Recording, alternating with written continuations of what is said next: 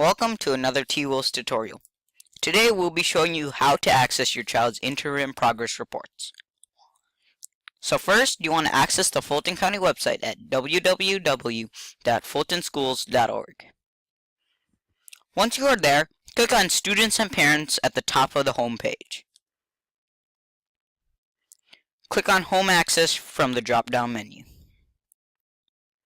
Parents. If you want access using your parent password, select Home Access Center. Students can use the Student Access Center and use their login. Okay, so now you need to fill in your information. Once you're on Home Access Center, click on the A+ icon with grades written under it. Here, you click on IPR and you'll see your interim progress report, your report card, your transcript, and your test scores.